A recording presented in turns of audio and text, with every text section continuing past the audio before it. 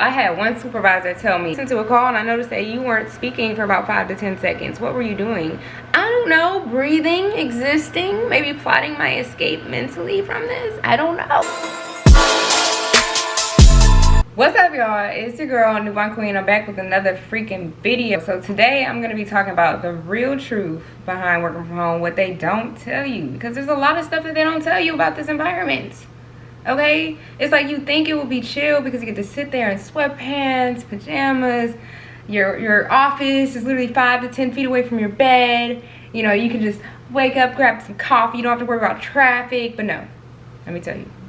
It's like the Nightmare on Elm Street on steroids. When I got my first work from home offer, I thought I had hit the jackpot. I was like, I ain't gotta wake up and get in my car and waste gas trying to get to a facility. I don't have to fake laugh at the corny jokes that people be saying in person when you working in person customer service. And you have to kind of, yeah, I ain't have to do that no more. I was like, wow, this is a whole new world. Okay, I can't say y'all, but y'all get the gist. Like, it really felt like a whole new world. I was like, yes, Lord, yes. If y'all fast forward into after training, because y'all know training when you work from home is the easy portion, right? That's when you get the hour-long lunches. That's when everybody's nice and just walking you through certain things. In some cases, now some jobs they may not do that, but my job, it was like they held my hand through training, so I'm thinking, oh, this is gonna be great. Boom, as soon as I got into production, whole different world, whole different energy, whole different vibes, everything changed. Like, I'm not gonna lie, y'all, my excitement faded real quick when I realized that working from home does not mean that you're gonna be working less. In fact, it's like almost like you're working more. Like, everything just blends together. Like, your work, your personal life, your sanity, it's all just a big blur, and it's all in the same place, the same environment. We're gonna get to the things that they don't tell you. Hopefully y'all got y'all popcorn ready, because it is a very long list. Very long. First, we're gonna talk about the micromanagement. Oh, you thought working from home was gonna be easy and you weren't gonna get managed? No, working from home, the micromanagement in a work from home environment is like the office micromanagement on steroids. Okay? It's like they're on you like some ants that see a crumb off of the floor. That's how bad the micromanagement is. I had one supervisor tell me, I had listened to a call and I noticed that you weren't speaking for about 5 to 10 seconds. What were you doing?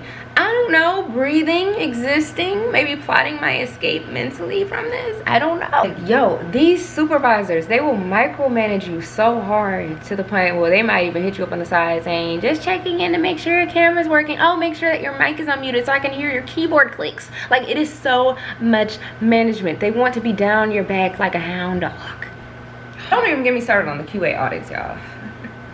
It's like they will nitpick you and your call apart as if you were competing for the Olympics. Like, it doesn't make any sense how hard they do. They be, oh, why were you, I noticed that your tone changed and you didn't restate their name 3 times. Well, you want to know why my tone changed? Because they're sitting here screaming at me and telling me every explicit word in the book while I'm trying to help them figure out why y'all increased their bill by $500 this month. So that is why my tone changed.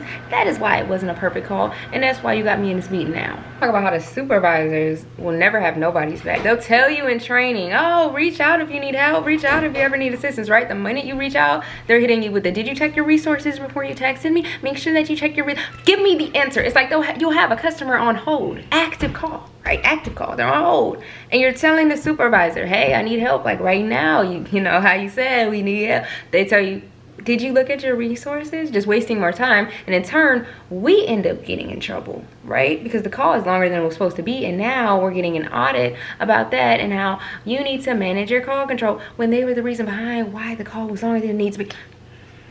It's crazy. Like, they are not on your side. They will pull you into a meeting, right?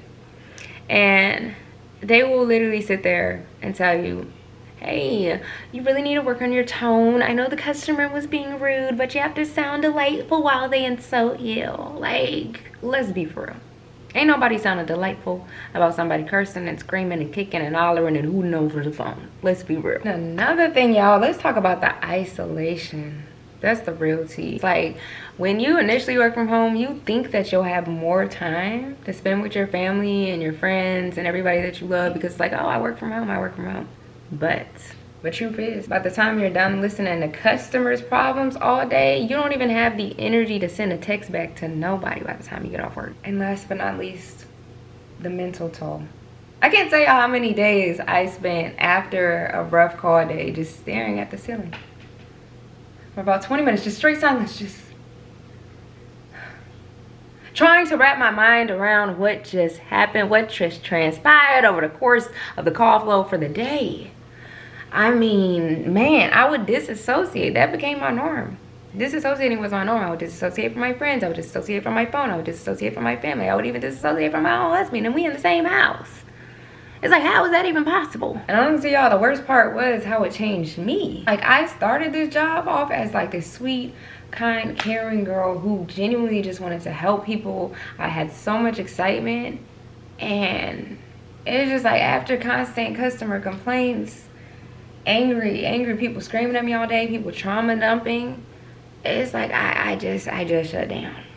I stopped caring. Like, I got to a point where I stopped caring. It's just like, I became like, there was a point where it's just like, I remember one day somebody was just crying and I just felt numb. And I remember just sitting there with no type of sympathy. I couldn't feel anything. And it's frustrating because I know, like, that's not who I am. Like, you know, I do care for people, but it's just like, being in a role like that, it just like, it changed you. Like, I wasn't even sad or frustrated. I was just over it. I was numb. Job had turned me into someone I didn't even recognize. Like, literally, someone who didn't even have the energy to care. Like, and it was just so bad because it got to an extent where it was spilling into my personal life too, because friends would ask to hang out and I decided to decline because I was already emotional drained from the day. Same thing with family. They would call, I wouldn't pick up because I felt like I had nothing left in me to give to anybody after the shift. So honestly, y'all, it took me a while to actually realize I was in my own mental prison and no one was gonna set me free from it but myself. So I started making active changes. I started journaling my experiences, writing down how I felt in moments where I felt it. I started genuinely like feeling all of my emotions and doing things that made me feel better mentally. And honestly, the journaling is what inspired me to write this book, Thriving at Home, Tips and Motivations for CSRs, because I spent months feeling like I was in mental prison and just battling with my own thoughts, negative thoughts, and it just got really, really hard. And I wanted to create something that would help set others free from the same mental trap that I was in, because I just felt like it's only right, you know, like nobody wants to always constantly feel like they're in survival mode at work. Like, we shouldn't have to feel like we're in a constant battlefield with our mind in the comfort of our own homes. And essentially that's what working from home was starting to do. It was like my mental was just slowly feeling like it was deteriorating. Best part is, like, the book isn't just about tips for handling calls or staying productive. Literally about learning to prioritize yourself, staying focused and setting boundaries,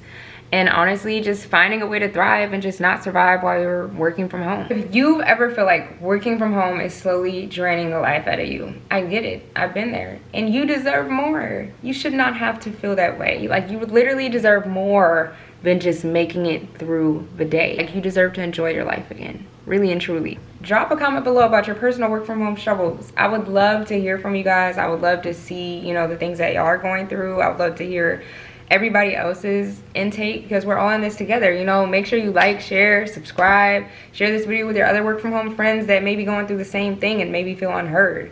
You know, this is a safe space for you guys. I also have a TikTok page that is fully related to work from home comedy, work from home skits, work from home vlogs. Everything that has to do with working from home is on my TikTok.